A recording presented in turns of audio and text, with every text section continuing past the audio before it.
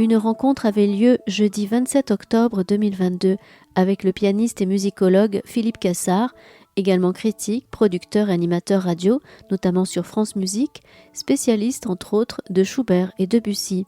Il y présentait ce jour-là son livre « Par petites touches », édité au Mercure de France, collection Traits et portraits.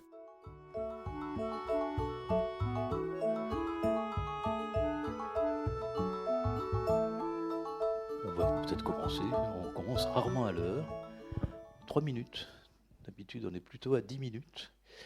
Profitons de ce moment. Merci Philippe Cassard, ça a été rapide, hein, parce que vous venez d'arriver à Blagnac, oui. Un coup de taxi, la rue Gambetta. Et... J'étais même en avance, alors qu'on pensait que j'arriverais peut-être pile. Vous étiez en avance, mais bon, c'est une toute petite avance. Voilà, mais comme ça, ce sera très spontané. Exactement. Je vais peut-être commencer par le Mercure de France, hein, juste pour quand même présenter ce très beau livre, très beau non seulement par son contenu, mais aussi par cette fabrication qui est très spécifique à cette collection qui est animée par Colette Fellouz. Colette Fellouz que vous avez peut-être aussi croisé régulièrement à la Maison de la Radio ou Ah non, pas du tout. Jamais? Ah bon? Jamais. Le contact s'est fait via Facebook, Messenger, les réseaux sociaux, tout simplement, parce qu'elle écoutait mes émissions, Colette. Et un jour, elle m'a laissé un message en messagerie privée de Messenger, vous saurez tout.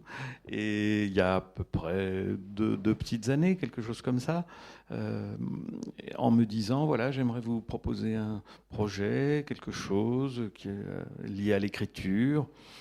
Voilà, est-ce qu'on peut se contacter? Donc d'abord, je me suis un peu renseigné sur Colette Fellouz. Je me suis aperçu que j'avais plusieurs livres de cette collection chez moi, celui de Le Clésio, celui de Christian Bobin, je crois, écrit aussi. Enfin, il y en a comme ça 2 ou 3 que j'avais. Et du coup, j'ai aussi acheté des livres de Colette, qui est romancière, qui est écrivaine, et avec une très très jolie écriture. Sur la Tunisie, absolument, sur son pays. Ouais. Absolument. Et elle y va très régulièrement. Et, voilà, elle m'envoie des photos de paysages très ensoleillés. Et ensuite, on s'est vus, elle est venue chez moi, on a parlé, et j'étais, je dois dire, très surpris. Parce que pour moi, écrire sur Schubert, sur Debussy, faire des émissions de radio, c'est une chose qui est devenue presque, non pas naturelle, mais que je fais souvent et que j'aime faire. Par contre, écrire sur soi, ça, c'était quelque chose de beaucoup plus inattendu, parce que je n'avais jamais eu l'intention d'écrire des mémoires ou un livre sur moi. Alors, dans un premier temps, je lui ai dit ah oui, pourquoi pas. J'étais très flatté, en plus, que ce soit cette prestigieuse maison, dans cette collection où abondent quand même les écrivains très renommés, et des écrivains professionnels, des artistes écrivains. Et puis j'ai laissé le temps s'écouler. Et alors elle me relançait comme ça tous les 3 ou 4 mois en me disant est-ce que vous avez commencé un petit peu à travailler? Je dis oui. Et en fait, rien. Ce qui fait qu'on est arrivé à la fin de l'année dernière, à peu près à cette date-là, où j'avais comme ça quelques idées. Je voyais un petit peu le côté pointilliste, de puzzle. Ça, c'était un peu clair, c'était assez clair dans mon esprit, mais je n'avais pas commencé vraiment à travailler, à raconter, à commencer des têtes de chapitre. Enfin, je me suis dit que c'était un peu comme ça aussi que je préparais mes émissions de radio, en y pensant longtemps à l'avance, en amassant beaucoup de choses dans ma tête, sans forcément prendre des notes, et puis ensuite, pouf, ça sort. Mais alors, du coup, je me suis trouvé très en retard. Enfin, tout d'un coup, elle a commencé à être beaucoup plus insistante, voulant voir un peu où ça en était. Alors moi, je me suis trouvé un peu bête aussi, parce que démuni, et je me suis arrêté 15 jours, complètement. Je suis parti très loin, dans un pays ensoleillé, en plein hiver, où j'avais la mer, où j'avais un soleil magnifique, j'avais un très joli hôtel avec un grand parc. Et pendant 15 jours, en fait, ce cadre idyllique ne m'a pas du tout servi à passer des vacances. J'ai travaillé entre 10 et 12 heures par jour, mais vraiment tel un militaire, avec une discipline horaire et de travail spartiate. que je reproduisais tous les jours, sans aucune peine. Enfin, je veux dire, j'étais là pour ça. Et en fait, c'est ça qui a tout déclenché. Et heureusement que, disons, les choses s'étaient un peu accumulées. Je me fais comme ça dans ma tête au fil des mois, parce que du coup, face au travail, en fait, le travail apporte du travail, qui apporte du travail, voilà, et tout découle de ce travail et appelle d'autres heures de travail. Et c'était fantastique parce que donc ça venait assez rapidement. Ce que je faisais, c'est que après mes journées de travail, le lendemain matin, au réveil, après le petit déjeuner, je relisais le travail de la veille. Éventuellement, il passait encore 2 ou 3 heures pour corriger, amender, enlever, supprimer, rajouter. Et je lui envoyais à Colette Fellouz, jour après jour, l'évolution du travail. Et au bout de 15 jours, je ne vais pas vous dire que le livre était terminé, mais disons à 80% il était terminé. Et quand je suis revenu à Paris, j'ai passé plusieurs nuits blanches, parce que je ne peux pas travailler en journée à ce genre de choses. C'est chronophage. Moi, je travaille mon piano, je suis pianiste, j'avais des concerts à préparer. Et donc, mon seul moyen de continuer, d'achever ce travail a été à peu près oui, une huitaine, voire une dizaine de nuits vraiment pratiquement blanches, de 11h du soir à 3h du matin, même oui, 4-5h du matin plutôt, pour terminer. Et voilà, vous savez tout. Bon, on sent quand même plus de liberté que de règlement militaire dans la manière dont vous avez abordé cette écriture. Donc pour cette collection, dont je reprécise qu'elle s'appelle Traits et portraits, qu'effectivement, bon, c'est vrai qu'il y a un côté un peu impressionniste, et ce ne sont pas c'est une collection en quelque sorte livrée à des écrits très libres, d'inspiration autobiographique, mais en réalité, voilà, chacun écrit sur soi comme il veut et comme il peut. Et donc vous avez écrit évidemment sur vous, mais autour du piano, et on va essayer de faire un peu de promenade autour du piano. Donc moi je suis allé aussi me promener après la lecture, et en même temps que la lecture de votre livre, je suis allé flirter avec d'autres écrits sur le piano, et voilà, j'ai commencé par en trouver un, et justement vous allez voir, c'est une autre manière d'aborder l'instrument et de l'aborder avec liberté. Voilà, le piano vu d'en dessous, tout ce monde sous-marin, sous-pianistique, monde sous-marin, pas seulement à cause de la musique qui se déversait sur ma tête, derrière notre piano, entre lui et les fenêtres, barré par son ébène colossal, rehaussé et reflété par lui comme par un lac sombre, il y avait des palmiers et des philodendrons qui transformaient le parquet sous le piano en un vrai fond marin où une faible lumière glauque baignait les visages et les mains, où l'on pouvait toucher du doigt de vraies racines et où se mouvaient sans bruit, comme de vrais monstres, les pieds de maman et les pédales. Les pieds de maman étaient des créatures autonomes, sans aucun lien avec l'ourlet de sa longue robe noire. Je les revois, l'un surtout sur la pédale, étroit mais grand, dans une chaussette plate noire, orné de ces boutons que nous appelions des yeux de chien. Alors c'est une citation de Marina Tsvetaeva, voilà, à qui la mère indignée lui dit « Mais de toute façon, sous ce piano, c'est une preuve que tu ne seras jamais musicienne. Une oreille musicale ne peut pas supporter un tel vacarme. » Voilà, tout ça pour entamer cette conversation avec vous autour de la rêverie, parce que finalement, si la rêverie est nécessaire aux écrivains, aux artistes, aux musiciens, elle aurait été, j'ai l'impression, nécessaire à l'écriture de ce livre. Vous venez d'en parler un peu. En tout cas, dans ce prologue à votre livre, on sent bien que la rêverie a été aussi quand même, on va dire, une façon d'aborder ce travail d'écriture. La matrice, en fait, parce que... comment dire, mes journées et mes nuits sont très laborieuses, très travailleuses, je parle d'une manière très contingente. Enfin, je travaille énormément.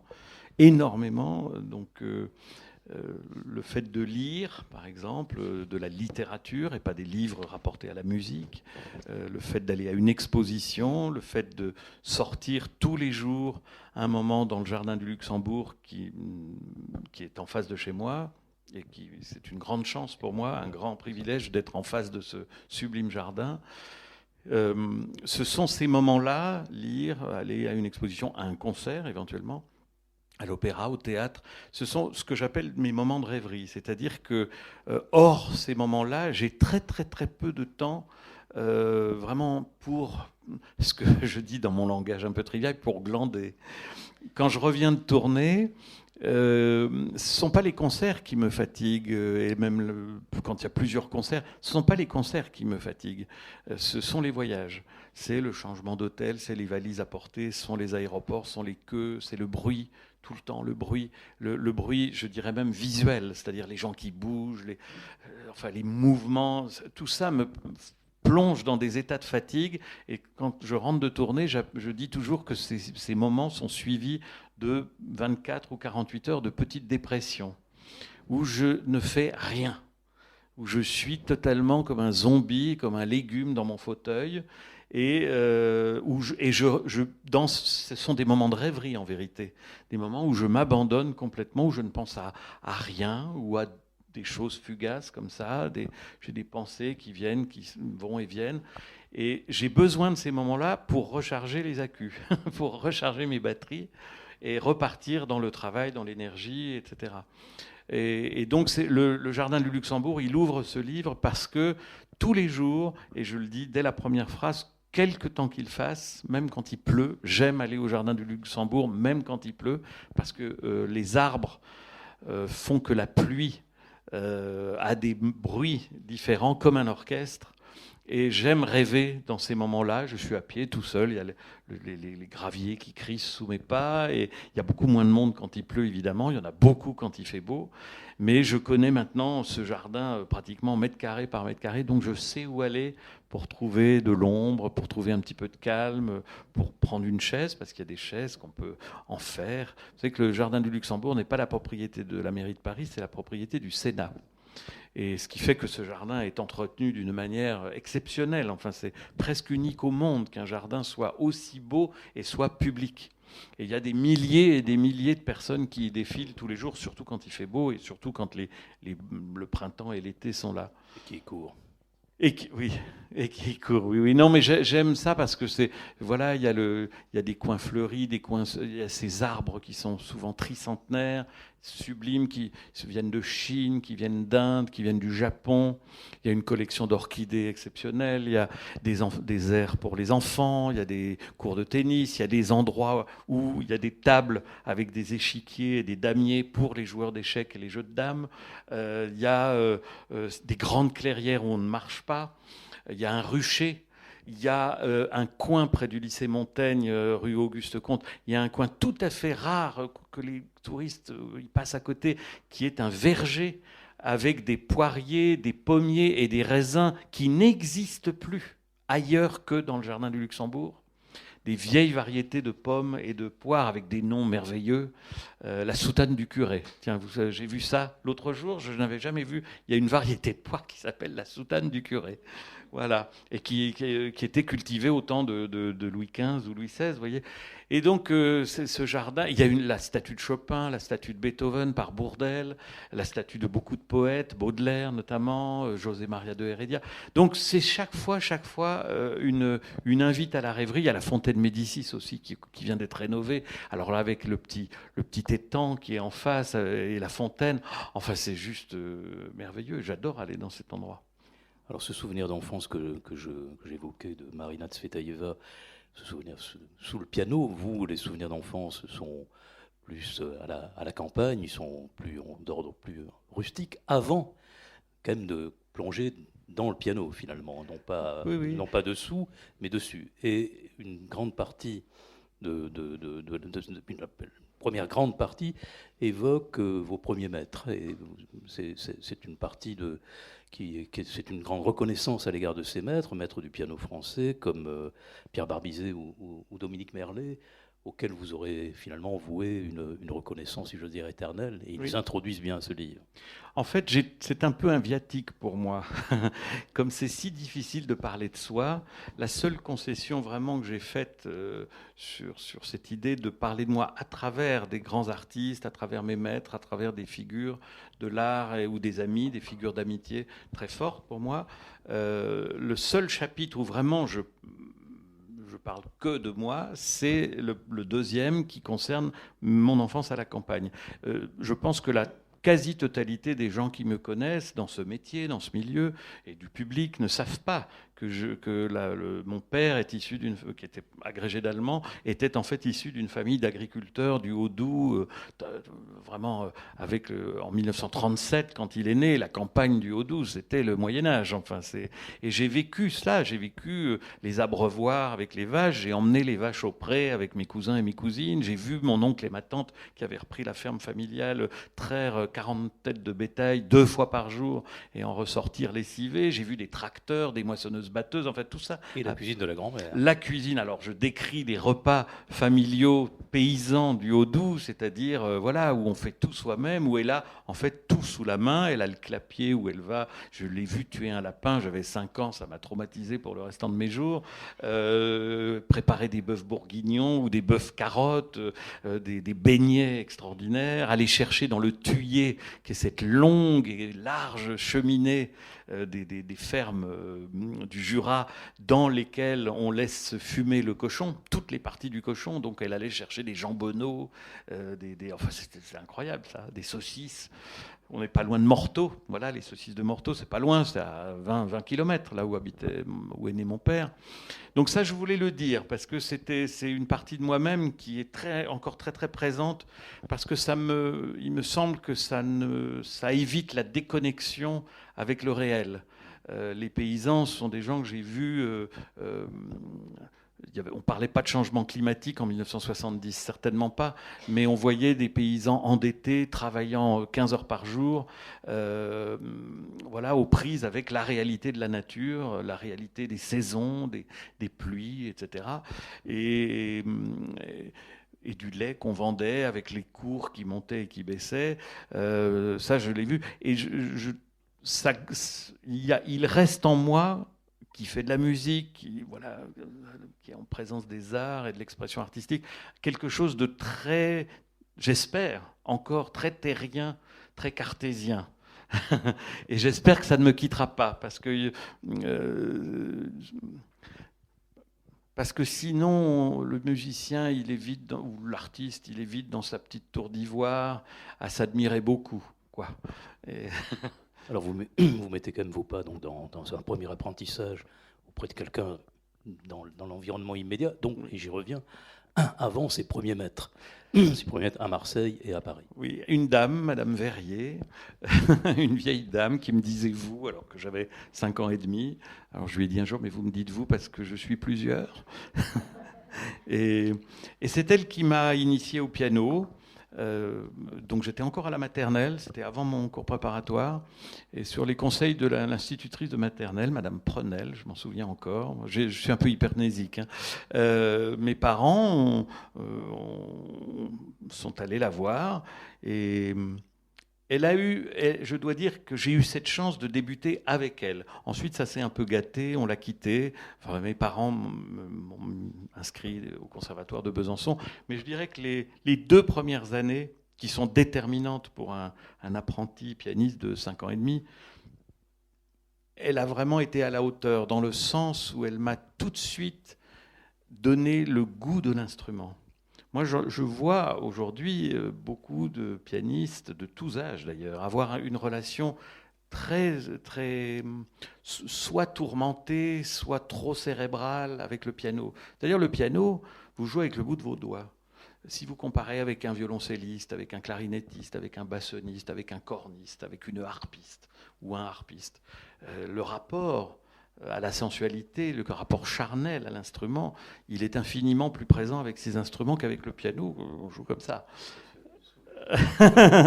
Mais elle m'a appris à aimer toucher, toccare, toucher le piano, à aimer le rapport sensuel de la main, des doigts, la pulpe des doigts, mes petites mains de 5 ans et demi, 6 ans, hein, j'imagine. Et puis le rapport au son.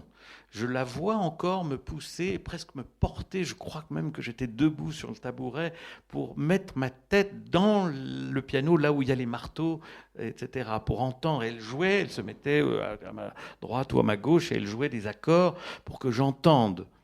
Voilà. Et ça, c'était irremplaçable. Parce que tout de suite, il y a eu une correction. Alors, je dis tout de suite, j'en avais pas du tout conscience, j'étais un petit garçon, mais c'est après, quand j'y ai repensé, je pense que immédiatement la connexion entre le côté complètement libre du son, la liberté qu'a le son une fois qu'il sort du piano et la manière dont vous suggérez le son, dont vous le suscitez, c'est-à-dire les attaques, effectivement, les accords, tout ça a joué beaucoup dans mon développement musical et ces bases-là, je ne les ai jamais oubliées. Alors ensuite, c'est elle qui m'a présenté à Pierre Barbizet. Et je raconte dans ce livre que elle n'a plus été à la hauteur. Elle voyait bien que j'étais doué. J'étais pas enfant prodige, mais j'étais doué.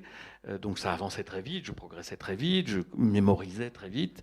Et elle a commencé même à me faire donner des concerts, des choses, enfin des petits concerts, puis c'est devenu même des grands concerts dans des grandes salles.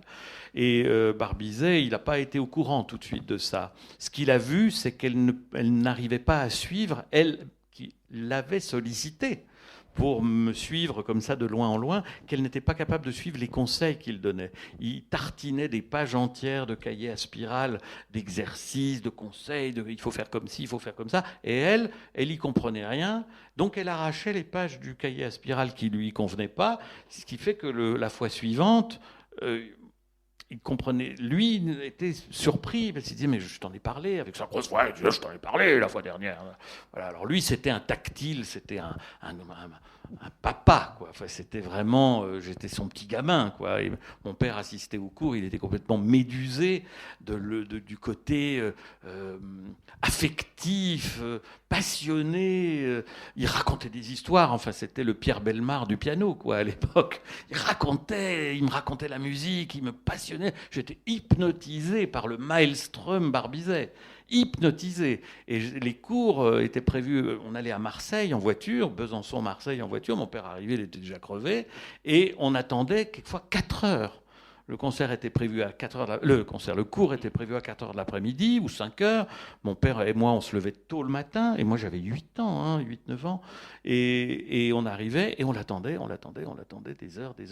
Il arrivait presque rond à 8-9 heures du soir. Entre-temps, la bonne nous avait fait un petit repas froid. Je jouais aux voitures électriques avec son fils. Par terre, il avait un circuit qui faisait je sais pas quoi, tout le tour de l'appartement. Et puis arrivait Barbizet. Il dit je m'occupe de toi, mon petit lapin. Voilà. Bon, il allait prendre une douche, un bain. Et il revenait 1 heure plus tard, peigné, lustré, pouponné, parfumé, en robe de chambre d'appartement. Et on partait dans le cours, il était 8-9 heures, et ça durait jusqu'à minuit, voire 1 heure du matin. Mon père était dans un état de délabrement avancé à la fin du cours, mais moi j'étais fatigué, mais j'étais complètement sous le charme, quoi. Et donc c'était même enfant, je pense que j'en avais pour 3 mois à m'en remettre, enfin pour intégrer tout ce qu'il disait. Voilà. Et donc ensuite, on a quitté ce professeur, Madame Verrier, on est allé au conservatoire de Besançon, et j'ai retrouvé Barbizet. Je suis ensuite rentré au conservatoire de Paris, chez Merlet, chez Geneviève Joie du Tilleux, et j'ai retrouvé Barbizet dans mon jury de prix, quand j'ai eu mon premier prix au conservatoire, en 81, il était au jury. Je ne le savais pas d'ailleurs. Et à la fin, quand les prix ont été proclamés, j'ai revu Barbizet, alors qui était petit, râblé, qui avait la tête dans le cou, comme ça, un coup de taureau, puis des yeux perçants, et qui m'a dit « Oh, Philippe !» Il m'a fait un énorme bisou, et puis il m'a dit « Oh, t'as bien fait de la quitter, la vieille !» Mais voilà quelqu'un qui aura un peu sacrifié sa carrière personnelle pour apprendre aux autres, pour avoir une très grande générosité. Ah, mais c'était la générosité même. Alors là, vraiment des maîtres de cette dimension et de cette, quelqu'un de très, qui comptait pas ses heures, enfin. Et je crois même que les cours, je crois qu'il demandait à mon père une somme dérisoire pour le cours, l'équivalent d'1 heure de cours, il m'en donnait 4 ou 3. Et surtout, Barbizet, voilà, il a été directeur du Conservatoire de Marseille, emblématique, c'est le plus grand directeur du Conservatoire de Marseille, forever, comme on dit. Et il a eu son heure de gloire de pianiste, notamment en étant le partenaire de Christian Ferras, le grand violoniste. Pendant 25 ans, ils ont été quand même sur toutes les scènes du monde. Ils étaient un des 2 ou 3 plus grands duos piano-violon du monde. Il y avait Grumio, Askill, Schering, Rubinstein, enfin voilà, et Ferraz-Barbizet. Voilà. Ensuite, effectivement, il a réduit beaucoup sa carrière de pianiste pour se consacrer à l'enseignement et aussi à la vulgarisation de la musique classique, à la radio et à la télévision. Il ne faut pas oublier que L'île aux enfants, l'émission emblématique de ce qu'on appelait FR3 à l'époque, une fois par mois, Barbizet faisait l'émission. Il était au piano. Il y avait une douzaine de gosses autour de lui, des petits gamins de 8-12 ans, dont certains d'ailleurs avaient l'air absolument pas du tout intéressés parce que... Mais Barbizet, il prenait un thème, le jazz ou je sais pas, la musique pour les enfants, etc. Et pendant une demi-heure, c'était fait. On peut les voir. Si vous allez sur YouTube, vous faites Pierre Barbizet, France 3, et vous allez voir les émissions. C'est avec ça, comme ça, très grave, de fumeur. Mais c'est incroyable. Et ben ça, vous pouvez être sûr, ça a fait 2 saisons et puis on l'a remercié. Il y a ce très beau coffret qui est sorti l'an dernier, justement, avec les reprises de chez Erato, de Ferraz et Barbizet. Ah oui, mais ça c'est indispensable dans une discothèque. Qui sont magnifiques. Oui. Alors, on va dire que le livre est parcouru par ce terme de générosité et de reconnaissance. Alors, on va pas parcourir tout le livre, mais il y a quand même cette figure de Nikita Magalov, parce que ça m'a amené, en allant chercher justement des images de Nikita Magalov, on en trouve immédiatement une avec vous. Ah bon ? Et, oui, tout de suite. Oui. Et alors, j'avais des cheveux. Oui, vous aviez des cheveux. Oui. On est tous à les perdre, que voulez-vous. C'est la loi du genre. Et donc, vous êtes à côté de lui. Il joue avec une très grande simplicité. Il bouge peu, les mains bougent. Et il y a un moment où vous le regardez avec une espèce de, je sais pas, à la fois d'interrogation. Vous dites, mais qu'est-ce que c'est que ce miracle ? Alors Magalov, on va on va commémorer dans 1 mois et demi, ou dans 2 mois, jour pour jour d'ailleurs. Il est mort le 26 décembre 1992, donc ça fera bientôt 30 ans. Je vais lui d'ailleurs, je vous le dis à vous qui êtes peut-être des potentiels auditeurs de mon émission à France Musique, que je lui consacrerai 2 portraits de famille courant décembre, où j'essaie de réunir des documents pas très connus de lui. Alors Magalov, je l'ai rencontré quand j'avais 22 ans. En fait, j'étais à Vienne, j'étais étudiant à Vienne, je parle aussi de mes années viennoises dans le livre, et puis je me disais, je vais revenir en France, qu'est-ce que je vais faire ? Il faut que je sois écouté, que j'ai un maître qui me conseille, etc. Donc je lui ai écrit, mais ne connaissant pas son adresse, il habitait sur les hauteurs de Montreux, à Clarens, au-dessus du lac Léman, dans une somptueuse demeure. Et je lui ai écrit et il m'a tout de suite répondu. Alors c'est sa femme qui, je l'ai su après, qui faisait office de secrétaire, si j'ose dire, donc elle écrivait des lettres tapées à la machine. On a convenu d'une date.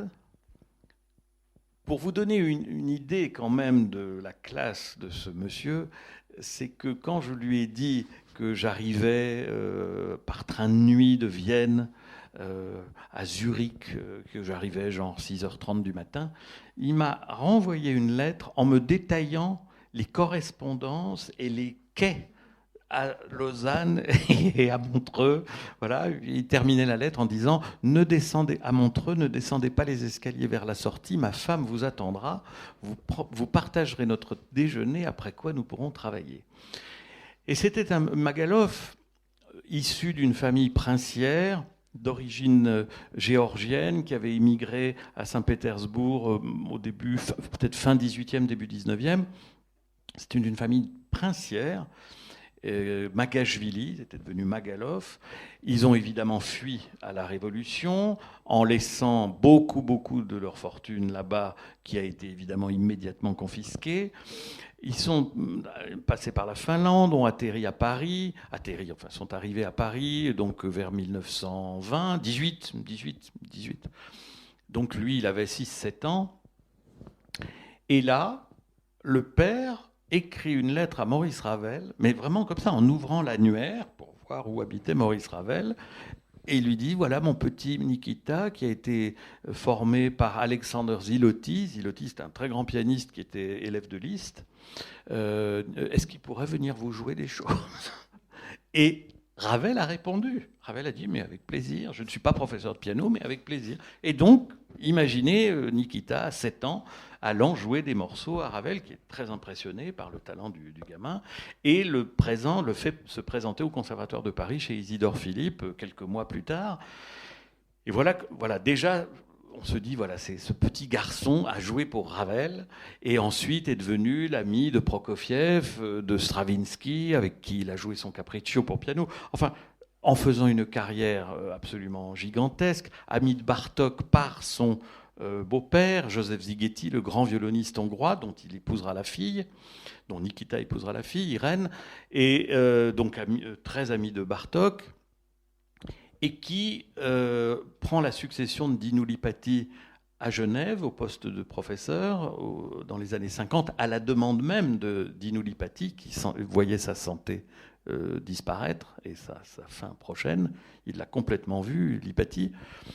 Et Magalov a formé, par exemple, Martha Argerich. Martha Argerich a été une de ses élèves. Et je dirais que Magalov a été un de ses professeurs. Mais il l'a eu 3 ans dans sa classe et il l'a formée. Et quand elle est sortie de sa classe, elle a gagné le Grand Prix Busoni et le Prix de Genève. Coup sur coup. Voilà.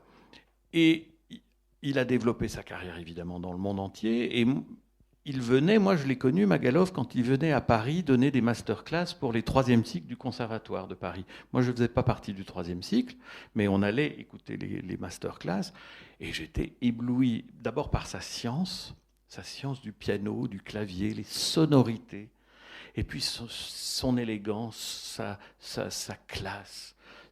Jamais la moindre permission de vulgarité, d'épanchement, de trucs, de machins pour les pattes.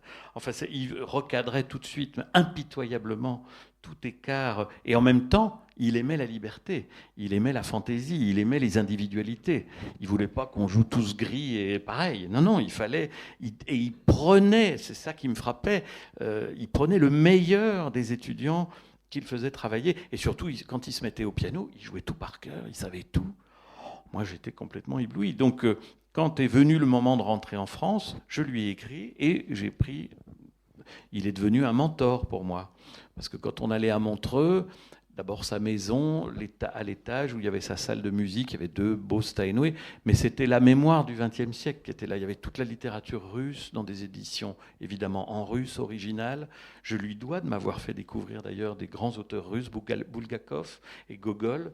C'est lui qui m'a conseillé de lire Les âmes mortes de Gogol, Le Maître et Marguerite de Bulgakov, c'est L'Idiot de Dostoïevski. C'est absolument lui qui m'a mis les livres en main pratiquement. Et puis il y avait des photos tout autour de cette salle de musique avec les grands musiciens qui étaient ses amis, c'est-à-dire Rubinstein, Wilhelm Kempff, Willem Backhaus, Pierre Fournier, Prokofiev, je l'ai cité tout à l'heure, des grands chefs, Furtwängler, enfin, donc on arrivait à la fois très intimidé, mais en même temps, je dirais, avec de l'adrénaline, parce qu'on se sentait porté par tous ces regards. Et j'ai essayé de reproduire à ma manière, dans ma petite salle de musique chez moi, à Paris, parce que ça m'a toujours frappé, ces photos d'artistes qui regardent. Et j'ai fait un peu la même chose chez moi. Il y a dans ce livre d'ailleurs une double page avec la photo de ma salle de musique, et où on voit le regard de Maria Callas, de Christa Ludwig, de Richter, de Kempff, et puis de mes maîtres qui m'environnent et qui me portent, parce que moi je crois beaucoup à ces ondes-là. Alors bon, on a entendu ce terme de générosité, parce que surtout là on vient d'entendre la passion, l'amour, et beaucoup moins finalement, il y a un terme qui me semble ne pas pouvoir être trouvé dans ce par petites touches, c'est celui de virtuosité. La virtuosité, c'est finalement le mot virtuose. Vous êtes comme Debussy, vous l'écartez, le virtuose de concert. La virtuosité, elle n'est qu'un moyen de rendre la musique plus proche. C'est-à-dire, moi j'adore la virtuosité si elle est grisante, si elle est animale. C'est-à-dire la virtuosité d'une Argerich, d'un Cifra. Magalov était fou d'admiration pour Cifra, Georgi Cifra. Quand Richter commençait à abattre un cyclone sur son piano en dévalant des finales de sonates de Prokofiev. Moi, j'aime cette virtuosité-là. Pas d'artifice, en tout cas. Mais voilà, ce sont des virtuoses. Alors évidemment, pour être un virtuose, il faut des dispositions, il faut être doué, il faut avoir une main qui puisse vous permettre de faire tout un tas d'acrobaties, mais ensuite il y a du travail. Quand Magaluf me montrait les exercices auxquels il était soumis quand il avait 10 ans ou 12 ans, à Paris, par Isidore Philippe, ou même les exercices que Zilotti lui faisait faire quand il avait 6 ans, mais c'est monstrueux, quoi. Aujourd'hui, il n'y a plus du tout ça. C'était des écoles... Enfin, c'était affreusement compliqué et difficile, et il fallait jouer des heures et des heures et des heures pour dominer ces exercices. Et puis ensuite, évidemment, au piano, ensuite, ça va tout seul. Ensuite, c'est-à-dire, on laisse la virtuosité s'intégrer en vous et la ressortir. Je parlais de côté animal, oui, complètement instinctif. Et il faut pas qu'elle soit démonstrative. Si on est un grand virtuose, si on a des capacités de jouer les études transcendantes de Liszt ou des choses comme ça, il faut que la virtuosité soit du champagne. Il faut qu'elle soit gaie, la virtuosité. On ne doit pas être écrasé par là. Quand Horowitz, dans les grands jours d'Horowitz, jouait des rhapsodies de Liszt ou des choses comme ça, on a envie d'hurler, enfin de crier sa joie. C'est de la joie que ça nous communique. Voilà. Vous avez tout à l'heure évoqué le terme de sonorité. J'aimerais bien que vous nous reparliez un peu de ça, parce que finalement, la virtuosité, elle doit être aussi au profit de la sonorité. Et dans le petit ensemble qui a été réuni et que vous avez consacré, qui reprend votre intégrale de Debussy, ce terme de sonorité apparaît très fortement dans votre texte de présentation. Mais c'est-à-dire la sonorité du pianiste, c'est sa signature. On ne supporte pas un violoniste qui a une sonorité quelconque, on déteste un chanteur ou une chanteuse d'opéra qui a trop de vibrato, qui a une voix qui ne parle pas. Mais alors, par contre, on admettrait un pianiste, et il y en a, je peux vous dire pléthore, qui ont des sonorités entre quelconque et affreuse, de raideur. Donc la sonorité, ça s'acquiert à la fois physiquement, avec la technique appropriée, et j'en parle un petit peu dans ce livre, pas trop, parce que on devient vite jargonnant, et c'est compliqué ensuite pour le lecteur de s'y retrouver. Mais en tout cas, le corollaire, ou l'absolue nécessité pour le pianiste, c'est d'être totalement détendu, physiquement, totalement relâché et détendu. Magaluf avait une image très parlante, c'est que quand on est dans son clavier, alors imaginez un clavier ici, et je suis dans mon clavier avec mes deux mains, voilà, les épaules relâchées, les maxillaires détendus, le cou détendu, le buste confortablement installé sur le tabouret ou, en ce qui me concerne, une chaise. Si on pousse le piano, je tombe avec. Voilà, ça c'est et si vous regardez tous les grands pianistes, maintenant avec YouTube, on peut voir tout le monde. Si vous regardez Martha Argerich, si vous regardez Richter, Horowitz, en fait, Rubinstein par exemple, et Magaluf, d'abord ils sont complètement immobiles, mais totalement relâchés. Donc ça, c'est déjà, on va dire, un moyen d'accéder à une sonorité détendue, pleine et entière. Si vous faites, c'est très simple, je vais vous donner, vous allez l'entendre très. Si je fais ça, vous n'entendez rien. Je suis en train d'appuyer sur le petit guériton que j'ai en face de moi, là, pour les gens qui sont tout au fond. Si j'appuie comme ça, personne n'entend rien. Mais moi, ce que je peux vous dire, c'est que le son, s'il y avait un piano, ce serait fortissimo. J'y mets tout mon poids qui vient du buste, qui vient du tronc. Tout est là. Il y a 85 kilos qui sont là à appuyer. Mais vous n'entendez pas. Parce que tout le corps entier est en action et en mouvement, relâché. Si je fais ça, alors je vais me faire mal, mais tant pis. Voilà, là vous entendez, mais qu'est-ce que vous avez vu ? Vous avez vu l'avant-bras. Et l'avant-bras, c'est mort. L'avant-bras, c'est un bout de bois, c'est un os. Et donc vous avez entendu, voilà, vous voyez, vous avez eu peur. Eh bien, il y a des pianistes qui jouent comme ça. Et vous avez juste une envie, c'est d'aller sur scène et de leur foutre votre poing dans la gueule pour leur dire, ben voyez, ça, c'est la même chose que vous faites subir à votre piano. Donc, ça, c'est, disons, accéder à un monde de sonorité très détendu et naturel. Mais ensuite, la sonorité, pour qu'elle soit votre signature, c'est là-dedans que ça se fabrique. C'est-à-dire, il faut y penser matin, midi et soir et pendant la nuit. C'est-à-dire, elle se forme dans votre pensée. Quels sons voulez-vous pour vous ? Pour vous. Est-ce que vous voulez un son plein et charnu? Est-ce que vous voulez, si vous jouez du Mozart, un son plus perlé, plus délicat, plus transparent? Est-ce que pour Debussy, vous voulez un son plus sensuel, plus indéterminé? Voilà, ça, c'est dedans que ça se fait. Et plus on avance en âge, et plus, je dirais, la sonorité qui est en vous va se patiner, vous allez enlever des choses inutiles et vous allez garder ce qui vous semble. On n'est jamais sûr, hein, évidemment, il faut sa vie entière pour... Mais voilà, c'est ça. Pour un écrivain, on reconnaît son style. On reconnaît le style d'un Huysmans, d'un Balzac, d'un Flaubert, avec le point, virgule, et. On reconnaît. Eh bien, les pianistes, ça doit être la même chose.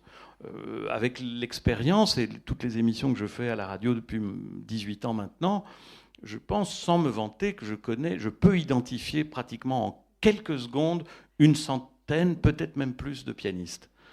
Parce que je les fréquente, parce que j'entends leur signature, leur ADN de sonorité. Vous dites aussi quand même que l'instrument, lui aussi, possède sa propre sonorité.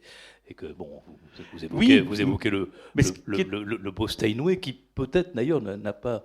Il y a la vérité de l'interprétation, c'est celle qui appartient à chacun des interprètes, évidemment, et aussi virtuose soit-il, ou aussi peu virtuose soit-il, mais est-ce qu'il y a une vérité du son, justement, propre à... Je raconte toujours cette anecdote qui a été presque une révélation aussi pour moi. Dans les années 80, je pense que c'était même avant que je parte en Autriche, donc en 81, quelque chose comme ça. Il y a eu à Paris 4 récitals de piano dans la même semaine, dans la même série, Piano 4 étoiles, que dirigeait et que dirige toujours André Furneaux. Et il y avait le lundi Paulini, le mardi Magalov, le jeudi Radouloupou et le vendredi Alicia de la Rocha. Donc 4 pianistes complètement différents qui jouaient sur le même Steinway. Eh bien, on a entendu sur le même Steinway 4 sons complètement différents. Ce qui veut bien dire que la sonorité, c'est là-dedans que ça se fabrique. C'est évidemment le physique, enfin ce que je vous ai expliqué de technique, c'est juste le moyen. Mais en fait, c'est comme un chef d'orchestre. Le chef d'orchestre, quand il est à la tête d'un orchestre, il faut qu'il ait le son global dans la tête pour organiser les équilibres, voilà, les prises de parole de tel ou tel pupitre d'instrument. Ben nous, c'est la même chose. On va revenir vers le livre et on vient de parler de piano, de cordes de piano et peut-être évoquer des cordes vocales. Et justement, peut-être à propos de Debussy, parce qu'il y a ce très très beau, il y a ce miracle qui vous est arrivé et qui est une partie, même 2 parties d'ailleurs, vers la fin du livre, et qui est une partie vraiment magnifique, merveilleuse, vraiment au sens propre du terme. C'est merveilleux ce qui vous est arrivé. Alors, ça c'est un peu à la radio que je le dois, à France Musique. Il se trouve que pendant 10 ans, entre 2005 et 2015, j'ai présenté des émissions en public qui s'appelaient Notes du traducteur et que j'ai reproduites un peu ici à ma sauce pendant 7 ans dans une série qui se passait à Croix-Baragnon et puis les 2 dernières saisons aux abattoirs. Et l'idée, je faisais ça 2 fois, un mardi par mois, entre novembre et avril. L'idée était de présenter une œuvre ou un groupe d'œuvres et de raconter un petit peu l'histoire de ces œuvres au public, mais surtout de parler de notre démarche d'interprète. C'est-à-dire, on ouvre une partition, qu'est-ce qu'on en fait? Qu'est-ce qu'elle nous dit? Que sont les signes disposés sur la partition? Et qu'est-ce que l'interprète a à dire, à voir, à comprendre de cette musique? Voilà. Et comment l'imaginaire de l'interprète se connecte à la partition et l'interdépendance, voilà, ça c'était ça. Alors pourquoi je vous raconte ça? C'est parce que un jour, une dame assez âgée déjà, alors on est à peu près en 2008, elle devait avoir déjà presque 80 ans, je pense, cette dame, assez handicapée pour marcher, enfin très compliqué pour elle, descend vers moi parce que c'était au Studio 106, le Gradin. Et puis, elle me parle de Debussy, elle me dit qu'elle a découvert mon émission en étant à l'hôpital, dans un état très critique, et qu'un jour, elle a allumé la radio, elle a entendu, sans savoir d'ailleurs qui c'était, elle a entendu une émission sur Clair de Lune de Debussy. Et que tout d'un coup, telle la Madeleine de Proust, tous ses souvenirs d'enfance ont réapparu, et que son grand-père était un ami du couple Debussy. Bon, elle me dit ça, comme ça. Alors, j'ai dit oui, bah, c'est très bien. Enfin, moi, mais, vous savez, les publics de radio, on nous apprend à France Musique ou à la radio de nous méfier un petit peu du public. Mais cette dame ne s'est pas arrêtée là. Elle a commencé à m'écrire des lettres. Des lettres très longues, de plusieurs pages, à l'encre violette sur un papier vert clair. Et j'en ai comme ça des tombereaux chez moi de ces lettres. Et où le nom de Debussy revenait, le nom de son grand-père, Gabriel Saint-René Taillandier, élève de César Franck, né à Saint-Germain-en-Laye comme Debussy, à peu près au même moment. Ils étaient camarades de classe, puis ensuite, voilà. Enfin, elle me racontait sa vie, tout ça, et comment elle avait connu son grand-père. Elle était petite fille, qu'elle sautait sur ses genoux, qu'il lui faisait écouter du Debussy. Bon. Qu'est-ce que c'est encore que cette mythomane ? Enfin, c'est un peu comme ça que je le voyais, parce que c'est des gens comme ça, avec ces 10 pages de lettres. Enfin, je me dis... En fait, cette dame était une femme extrêmement cultivée, intelligente, fine et sensible.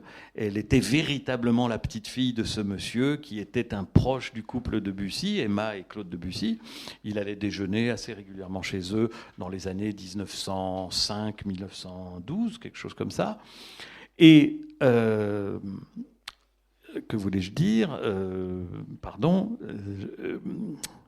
J'ai perdu le fil parce que je fais toujours des digressions, ça c'est bien mon problème. Oui, et j'ai appris que cette dame, Francine Perrault, que je cite donc dans ce livre, était la veuve d'un psychologue, psychanalyste de l'école Jung, Étienne Perrault, qui avait écrit plusieurs ouvrages, etc., et qu'on trouve, je pense qu'on peut les trouver dans des librairies. Enfin, voilà, c'est possible qu'on en trouve. Il était spécialiste des rêves, évidemment, voilà, comme beaucoup rêves. De Jungiens, décidément. Voilà, exactement. On ne quitte pas la rêverie. Alors. Voilà. Et c'est vrai qu'elle était, chaque fois que je faisais une émission sur Debussy, ou sur Schumann, où le rêve est très important, le côté demi-sommeil, tout ça, je parle beaucoup de ça. Alors ça la fascinait, parce qu'elle disait, puis je parlais de cinéma, etc. Un beau jour, alors les lettres ont continué, une espèce de je ne dirais pas d'amitié, mais de quelque chose une relation plus proche, plus détendue, moins méfiante de ma part. C'est noué comme ça au fil. Elle venait à tous les enregistrements, alors qu'elle est vite venue en fauteuil roulant, portée par les appariteurs de France Musique. Enfin, c'était une épreuve pour elle de venir, mais elle venait absolument à tous.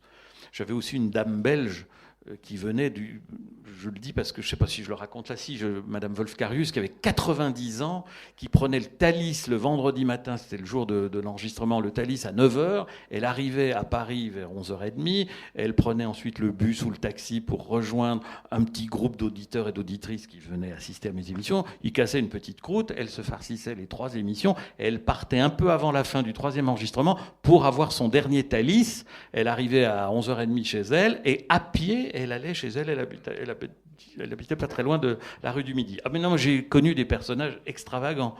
Donc cette Francine Perrault me dit un jour, Philippe, moi j'aimerais beaucoup que vous veniez chez moi, oh là là, parce que je voudrais vous montrer des choses qui pourraient vous intéresser. Bon, alors je me fais prier quand même un certain nombre de semaines, et elle habitait en plus pas à Paris, mais il fallait prendre le train, etc.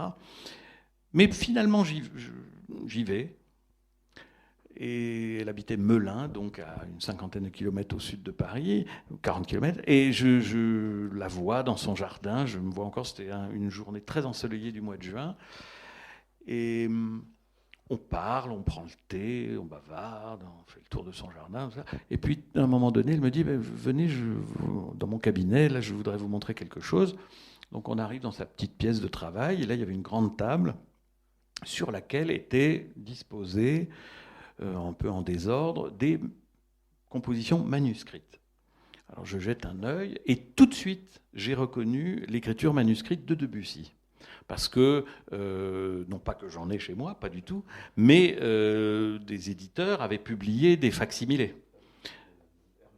Voilà, et j'en ai un petit paquet chez moi. Et puis depuis, les éditions Durand ont publié tous les cycles d'images, L'île joyeuse, etc., le prélude à l'après-midi d'un faune. Donc tout ça, je connais. Alors je dis, ah, mais qu'est-ce que c'est que ça? Enfin, j'étais complètement éberlué, parce qu'il y en avait quand même une douzaine. Elle me dit, eh ben voilà, c'est tout à fait par hasard que j'ai retrouvé ça dans mon placard. Je cherchais des documents administratifs, genre acte notarié, tout ça. Puis en tirant sur la chemise, j'ai vu qu'il y en avait une qui était derrière. J'ai tiré dessus et j'ai vu manuscrit de Debussy. Et j'ai pensé à vous. Alors j'ai dit, mais qu'est-ce que c'est que ça? Et je me suis aperçu que c'était des mélodies de Debussy, des mélodies de jeunesse qu'il avait composées quand il avait 20 ans, parce que quelquefois il y avait même la date, 1882. Et dans un état une qualité de conservation parfaite. Enfin, il n'y avait pas la moindre trace d'humidité, rien du tout. Alors, et surtout, là où j'étais fasciné, c'est qu'il y avait des titres de mélodies que je ne connaissais pas, alors que j'ai quand même toutes les mélodies chez moi, en édition. Là, il y avait des titres qui non publiés, mais non seulement non publiés, mais je l'ai appris plus tard, donc je vois tout ça. Et puis aussi des quantités de lettres de Massenet, de César Franck, de Ernest Chausson, de Paul Dukas, etc. Vraiment des... Bon, on regarde tout ça, on continue à papoter, etc. Moi, j'étais très touché, si j'ose dire, de toucher ces partitions. Et au moment de partir, je vais pour prendre congé. Elle me dit, ah mais Philippe, c'est pour vous tout ça. Alors, j'étais évidemment très surpris, très interloqué, et en même temps extrêmement bouleversé, très ému. Elle me dit, mais vous savez, moi, c'est un peu grâce à Debussy qu'on se connaît, l'émission de radio que j'ai entendue, qui m'a donné envie d'aller assister à vos émissions, le fait que vous ayez enregistré tout Debussy, que vous en parliez comme vous en parlez. Excusez-moi, parce que je ne veux pas me vanter, je vous dis ce qu'elle m'a répété. Et puis, voilà, moi, je n'ai pas d'enfant, je n'ai pas du tout envie qu'à ma mort... tout ça soit dispersé dans des ventes aux enchères, etc. Pour moi, c'est tout à fait logique que ce soit vous qui en soyez le dépositaire. Et donc, me voilà parti avec un simple carton à dessin, avec tout ce qu'il y avait à l'intérieur, les lettres et les manuscrits. Et dès que je suis rentré chez moi, j'ai appelé un grand spécialiste de Debussy, Denis Erlin, qui est à l'origine de toute la réédition des éditions Durand, donc de l'œuvre de Debussy complète, hein, tout genre confondu, c'est-à-dire c'est pour l'instant déjà 35 ans de travail, et il en faut encore maintenant une vingtaine pour parvenir à l'ensemble de l'édition de l'œuvre, donc avec des révisions, enfin c'est très compliqué. Et Denis Erlin avait édité pour Gallimard la correspondance de Debussy il y a eu une dizaine d'années, vous vous rappelez, 10-12 ans, il y avait en papier Bible. Voilà, c'était un énorme pavé. Et j'avais d'ailleurs, dans le Figaro littéraire, fait 3 pages là-dessus. Voilà, c'est ça. Et donc Denis, je l'appelle et je lui dis, est-ce que tu sais ce que ça veut dire? Est-ce que tu as déjà entendu parler d'une mélodie de Debussy qui s'appelle Les Elfes? Il me dit, oui, je sais que Les Elfes, je connais cette mélodie, mais le manuscrit a disparu, on n'a jamais mis la main dessus. Et est-ce que tu connais une mélodie qui s'appelle Le matelot qui tombe à l'eau? Il me dit, de Debussy? Je lui dis oui. Ah non, moi j'avais entendu parler. Ah bon? Est-ce que tu connais une mélodie qui s'appelle L'Archet? Il dit, ah oui, L'Archet, on a des esquisses, mais on n'a pas le manuscrit. Et je lui dis, tu peux venir séance tenante, parce que moi je les ai, les manuscrits, ils sont en face de moi. Voilà. Alors ça a été déjà le premier coup de théâtre. Ça, je dois dire qu'il est arrivé dans la demi-heure, hein, parce que c'était pour lui, c'était un événement. Donc il a fait tout un travail de recherche, vraiment Sherlock Holmes, sur les traces de ces manuscrits, comment ils avaient atterri chez monsieur Gabriel Saint-René-Taillandier. Il y avait des dédicaces avec des noms un peu inconnus, donc il a remonté le fil. Il a fait un travail éditorial absolument extraordinaire. Ça lui a pris 2 ans. Hein. Ces mélodies ont été ensuite éditées publiquement avec une citation de Nathalie Dessay et moi, parce que, pour en venir un peu à la conclusion de cette histoire, c'est que ces mélodies, Debussy les avait écrites jeune homme quand il était pour gagner sa vie, parce qu'il n'était pas du tout le Debussy que nous connaissons, compositeur de Péléas et Mélisande. On est en 1882, il a très très peu d'œuvres à son actif. D'ailleurs, il ne gagne pas beaucoup d'argent, et il est accompagnateur d'une classe de chant chez Madame Moreau-Sainty, qui était une ancienne chanteuse de l'opéra, qui tenait salon et cours rue Royale, au 7 rue Royale. Et donc, elle avait besoin d'un bataillon de pianistes pour accompagner toutes les bourgeoises parisiennes qui venaient faire des roulades et chanter, hein, comme on raconte ça dans les pièces de Courteline, hein, c'était tout à fait ça, et qui ensuite tenaient elles-mêmes salon chez elles si elles avaient une possibilité d'avoir une salle un peu comme ça, avec un piano, etc. C'est Marguerite de Saint-Marceau, plus tard Vinaretta Zinger, etc., Singer-Polignac, la princesse de Noailles et tant d'autres. Hein. Donc elles allaient toutes prendre des cours de chant chez Madame Moreau-Sainty. Debussy était au piano, parmi d'autres jeunes pianistes.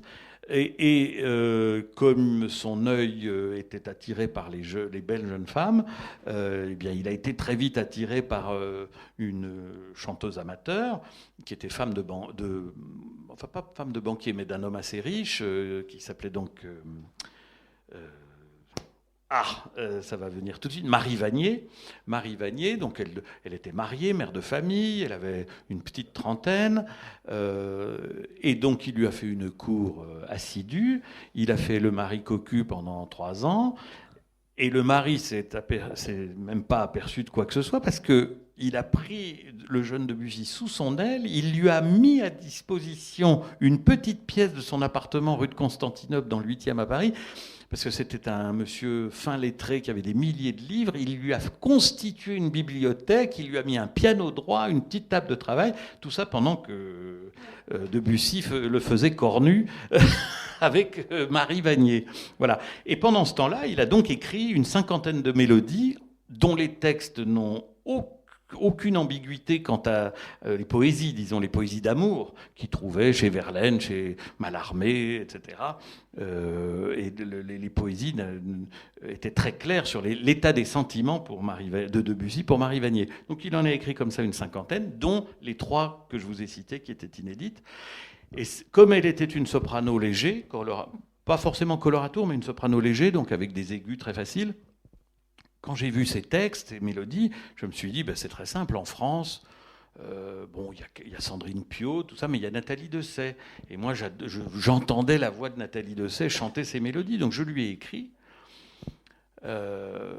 Et 1 mois plus tard, en septembre 2010, le jour même de mon anniversaire, j'étais à Melbourne. En fait, je fêtais mon anniversaire avec des amis d'Australie, à Melbourne, et je vois une réponse sur un des tout premiers portables à l'époque, 2010. Donc là, je vois Nathalie Dessay. Alors, je suis sorti dans la rue, et là, je dois dire que j'ai pris une douche glacée, parce que, bonjour, Philippe Cassard, c'est Nathalie Dessay. Alors, merci pour votre message. Alors, ça ne m'intéresse pas du tout. Hein. C'est pas du tout pour moi. Moi, j'aime pas la mélodie. Je suis une chanteuse d'opéra.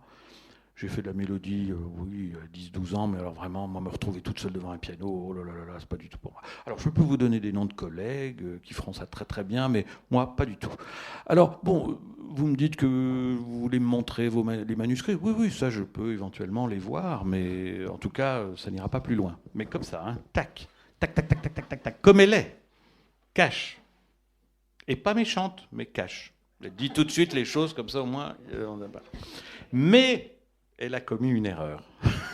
Elle a dit, vous pouvez venir me montrer vos manuscrits. Alors, dans cette brèche-là, je me suis engouffré, et c'est comme ça que c'est né. C'est-à-dire que je suis allé chez elle, elle m'a très bien reçu, on est allé dans sa salle de musique, et puis on a regardé ses manuscrits. Alors, c'est les pattes de mouche de Debussy, ça c'est très difficile à déchiffrer, mais enfin bon, elle a regardé un peu les mélodies, bon, et puis tout d'un coup, quand même, par acquis de conscience, ou peut-être pour ne pas me faire regretter de m'être déplacé pour rien chez elle, elle est allée farfouiller dans ses placards toutes les mélodies qu'elle avait chantées de Debussy 15 ans avant, quand elle apprenait le chant pratiquement. Alors elle a mis déjà un quart d'heure à le retrouver, c'est vous dire à quel point elle les tenait en haute estime, ces mélodies, et elle a fini par retrouver son cahier de mélodies, et là, à ma plus grande surprise, et je pense aussi à la sienne, tout ce qu'elle a chanté, c'était parfait. toutes les mélodies qu'elle avait chantées 15 ans avant revenaient là, mais comme au premier jour. Il n'y avait pas une note à côté, tous les textes étaient dans sa tête. Des contrutes absolument sublimes dans Apparition, sur une poésie de Mallarmé. Alors, au bout d'une heure, on en avait revu comme ça une petite dizaine. Moi, je dis à Nathalie, écoutez, moi, je ne comprends pas que vous ne vouliez pas aller plus loin, parce que tout est là. Vous allez en apprendre 4 qui sont inédites. Donc, c'est juste le travail de ces 4 mélodies. On en a 10 qui sont prêtes. Et puis, on en rajoute 3-4 que vous allez choisir pour faire le disque. Et voilà, quoi. Enfin... Et puis dites-vous que, alors on était en 2010, en 2012, ça va être l'anniversaire de Debussy, les 150 ans de sa naissance, et vous allez être celle qui crée des mélodies de Debussy. Vous allez attacher votre nom à Claude Debussy. Alors j'avais bien préparé mon truc, hein. Ça je peux vous dire. Alors ça l'a un peu ébranlé.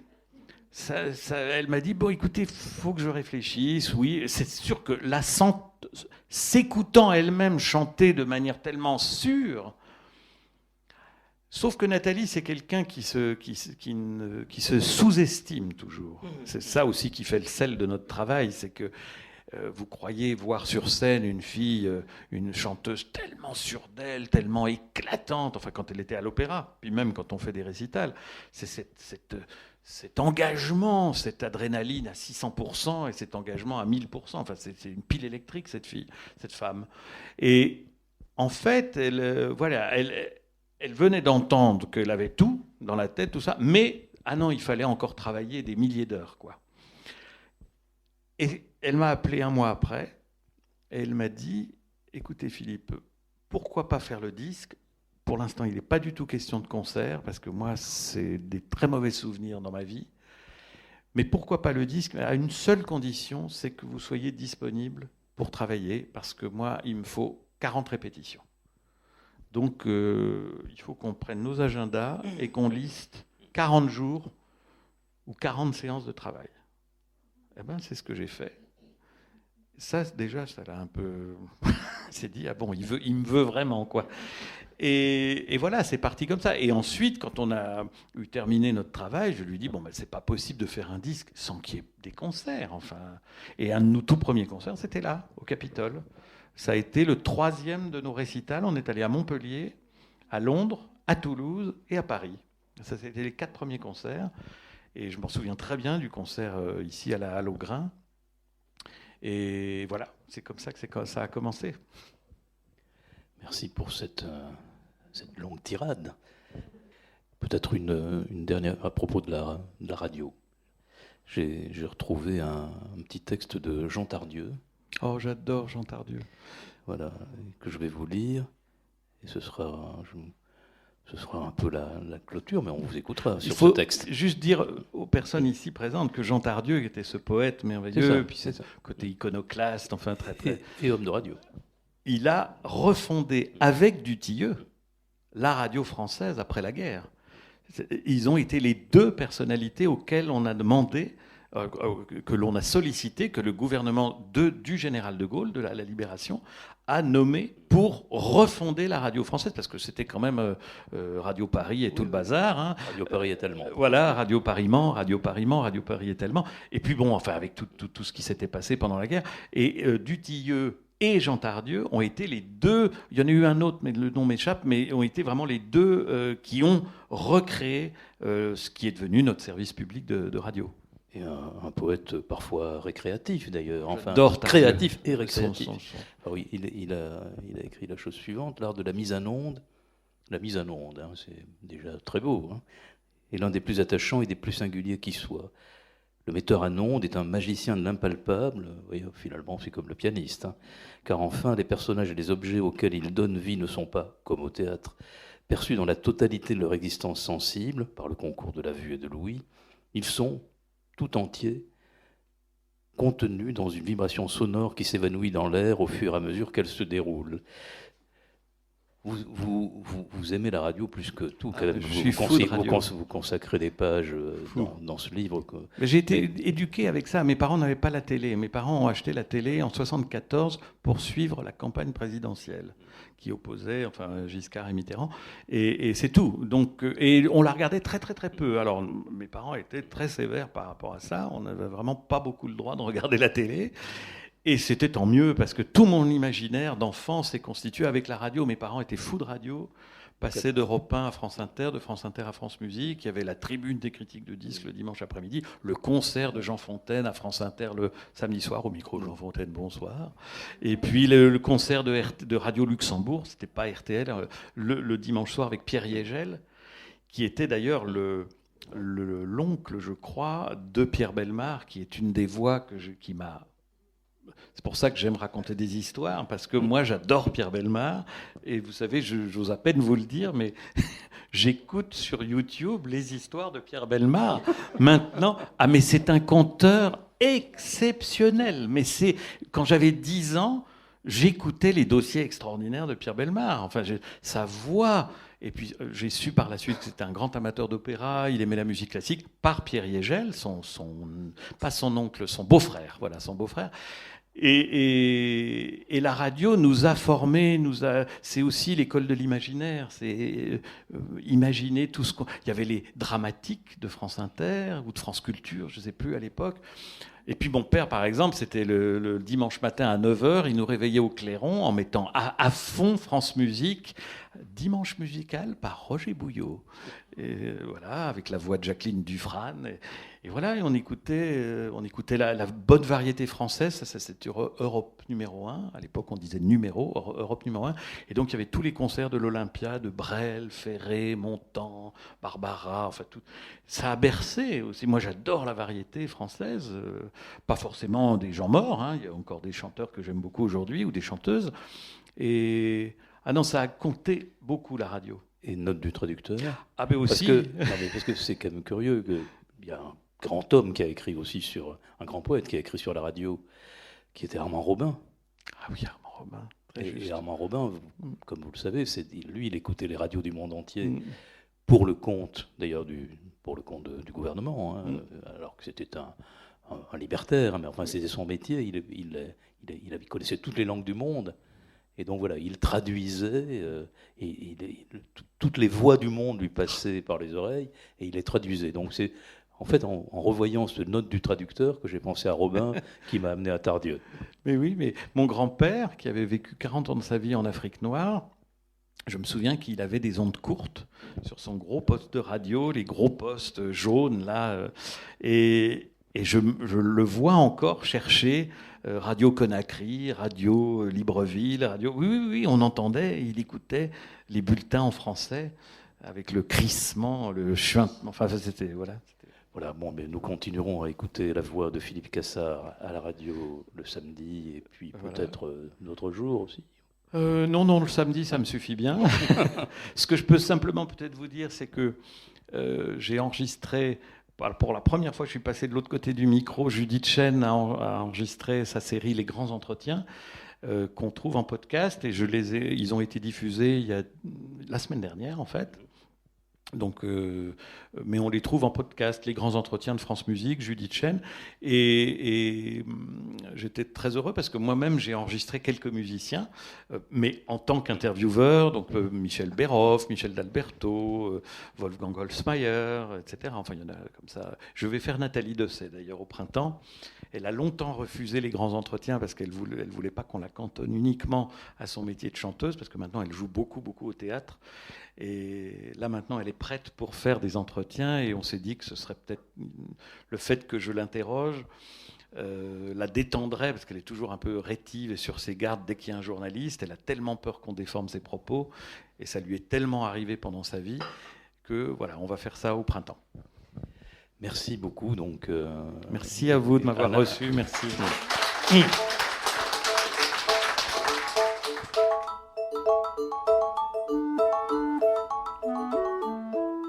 Le livre de Philippe Cassard, Par petites touches, est édité au Mercure de France. Cette rencontre a été enregistrée à la librairie Ombre Blanche le 27 octobre 2022. réalisée et mise en onde par Radio Radio.